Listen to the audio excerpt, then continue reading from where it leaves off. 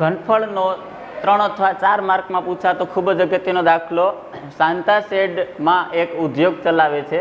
આ શેડનો આકાર લંબઘન ઉપર અર્ધનળાકારથી બંધ છે, એટલે કે નીચેની પેટી છે એ લંબઘન આકાર નીચે એના માથે ગોળ નળાકાર, એમાંથી અડધો કરેલો નળાકાર માથે મૂકેલું છે. હવે શેડનું પાયાનું માપ 7, એટલે કે આની પહોળાઈ 7, લંબાઈ 15 અને ઊંચાઈ હાઈટ 8 મીટર આપેલી છે. હવે આ શેડમાં સમાતી હવાનું ઘનફળ શોધો. સૌથી પહેલો પ્રશ્ન પૂછ્યો, આનું ઘનફળ શોધો. ઉપરાંત શેડમાં મશીનરીના ભાગનું કુલ ઘનફળ, એટલે કે મશીન આની અંદર આવે એ 300 મીટર ક્યુબ જેટલી જગ્યા રોકે અને 20 કારીગરો કામ કરે, 20 માણસો કામ કરે. એક માણસનું ઘનફળ 0.08. તો શેડમાં બાકી રહેલ હવાનું ઘનફળ, એટલે સૌથી પહેલા તો આપણે શેડનું ઘનફળ મેળવીએ, પછી આ માણસોનું અને મશીનરીનું ઘનફળ એમાંથી બાદ કરીએ. તો આ શેડનું ઘનફળ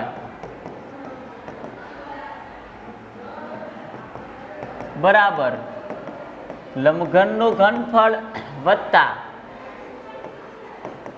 અર્ધનળાકારનું ઘનફળ. લંબઘનનું ઘનફળ તો લંબાઈ ગુણ્યા પહોળાઈ ગુણ્યા ઊંચાઈ LBH, અને અર્ધનળાકાર અર્ધ એટલે અડધો 1/2, નળાકાર πr²h. πr² આખા નળાકારનું, એના છેદમાં 2 લખવાથી અડધા થાય, અર્ધનળાકારનું ઘનફળ. હવે લંબાઈ ગુણ્યા પહોળાઈ ગુણ્યા ઊંચાઈ, એટલે કે 15 ગુણાકારમાં 8 ગુણાકારમાં 7 વત્તા 1/2 પાઈ એટલે 22/7 ગુણાકારમાં r². ત્રિજ્યા ક્યાં છે? ત્રિજ્યા નળાકારનો વ્યાસ ડાયામીટર d 7, તો ત્રિજ્યા r. 7ના અડધા તો લખી નાખીએ 7/2 ગુણાકાર 7/2, અને ઊંચાઈ નળાકારની ઊંચાઈ એટલે કે લંબઘન ટાંકીની લંબાઈ એ કેટલી છે? 15. છેદ ઉડાડીએ, 15 × 8 120, એટલે કે 120 ગુણાકારમાં કેટલા છે બીજા? 7. 7 0 0, 7 2 14, વધી પડી 1, 7 1 7 ને 1 8, એટલે કે આનો ગુણાકાર આવ્યો 840 પ્લસ અહીંયા છેદ ઉડે 11 દુ 22, અહીંયા 7 7 ઉડી જાય 11 7 77, ગુણાકારમાં બીજા 15 અને ભાગાકારમાં 4. તો આનું સાદું રૂપ આપણે સાઈડમાં આપીએ. 77 ગુણાકારમાં 15 ભાગાકારમાં 7, 11 7, 77 ગુણાકારમાં 15,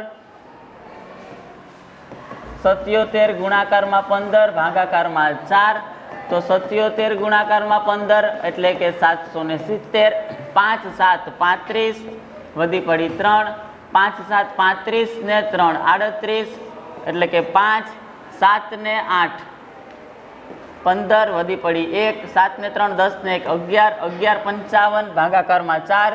તો જો 11 55 ભાગાકારમાં આપણે 4 કરીએ, 4 દુ 8, 3 અને 5, 4 8 32, 5માંથી 2 જાય 3 અને આ બીજા 5, 4 8 32, 35માંથી 32 જાય એટલે કે 3 અને બીજું મીંડું, પોઈન્ટ પછીનું મીંડું 4 7 28, 30માંથી 28 જાય 2 અને 20, એટલે કે 4 5 20, શેષ આવી 0.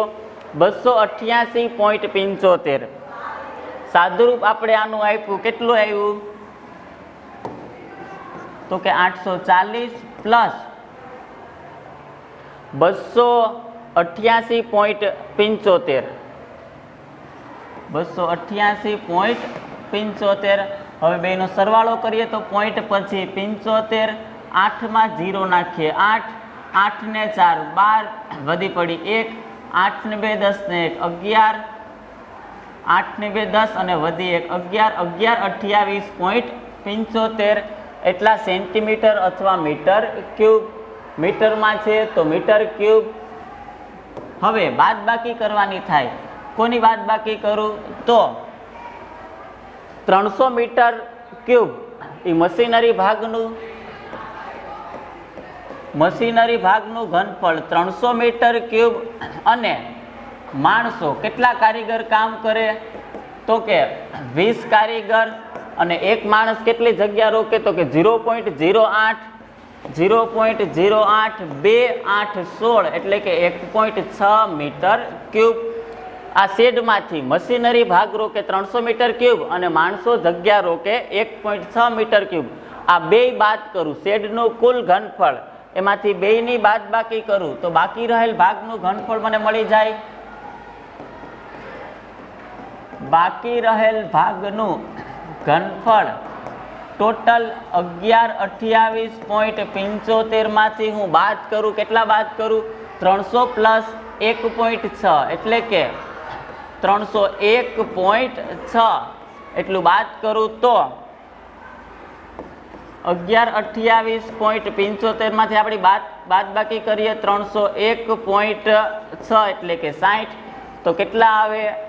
8 માંથી 1 જાય 7, 2 અને 11 માંથી 3 જાય તો 9, 11 માંથી 3 જાય 8, 827.15 827.15 મીટર ક્યુબ બાકી રહેલા ભાગનું ઘનફળ મને મળી ગયું. જોઈ લો આખો દાખલો તમે એક વખત.